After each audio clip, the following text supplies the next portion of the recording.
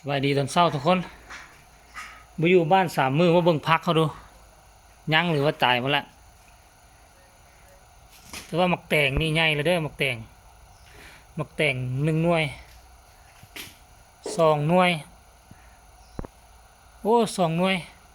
3 หน่วยก็เลยนี่3 หน่วยเนี่ย4 หน่วยก็เลยนี่นี่เอา5 หน่วยเอาแล้วมันออกเครือนี่เดี๋ยวนี้มันระบบขึ้นนี่นะเอาเบิ่งไว้5 หน่วยเนี่ยมันออกเครือน้อยนี่มันน่ะมันออกเครือแตกแหน่ง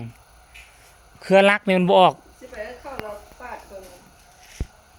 เข้าบุกปาดโอ้ยเขาหัก10 บาทดอกมาเบิ่งกันนะบ่ขึ้นนะพักนะตั้งแต่มื้อนั้นพุ่นน้ำนะน้ำแห้งโอ้มึงดูตกลงไปในพุ่นอีก2 โฟมโอ้ โมน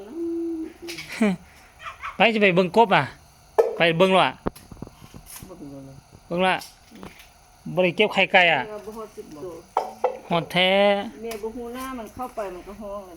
โอ้ยคือกันแหละไปเก็บไข่ไก่จะเอามาต้มไหมอย่ามันเน่าแหละมีบางหน่วยมันดำหมดละเฮ็ดฮอกให้มันอยู่แต่ว่ามันละว่าบ่ไข่นะมันไปไข่ใส่แอบหัวพุ่นน่ะฮะจักบอก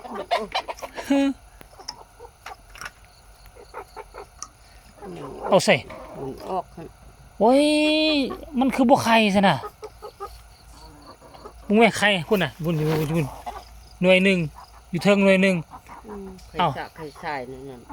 มันคือไข่แต่2 หน่วยซะน่ะมันไข่ใส่หมดปกติมันต้องมีหลายกว่านี้แน่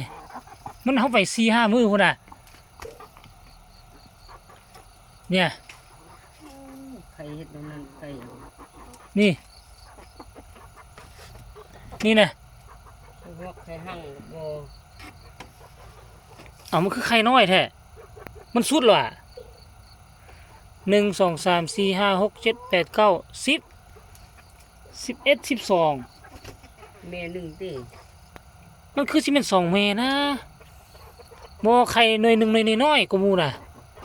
หน่วยนี้น้อยกว่าหมู่นี่เห็นบ่อันนี้จะเป็นไข่แม่ดำนี่แต่ว่าตัวใหญ่นี่เป็นไข่แม่แดงนี่นะมันบ่ฟักแล้วนี่บ่ได้กินเลยเห็นไดฮะเอาไปต้มต้มเถิบทับเบิ่งมันบ่ยอมนอนฮอกเด้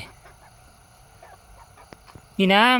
มันม่วนไปไข่อยู่นอกหันเฮาบ่ฮู้มันไข่6-7 หน่วยพุ่นน่ะไข่อยู่นอกนี่นะทุกคนคลิปนี้ก็ฝากไว้ตอนเช้าซ้ำนี่ละสิพากันไปปลูกผักก่อนเบิ่งเบี้ยผักก่อนสิแต่งกิ่งแต่งงาน่ะมักแต่งก่อนมันแตกหมดแล้วนะมันบ่มีบอนสิขึ้นแล้วมันก็เลือออกหลายแท้ว่ะเอางาอันซอกงานอันนี้มาซักทางนี้มั่งหรือว่าตัดมันออกแหนงมันจงแต่งาใหญ่นั่นน่ะปะนั่นน่ะปะมันนั่นว่าก็สิได้กินอยู่เห็นหมากมันหางมากแล้วเนี่ย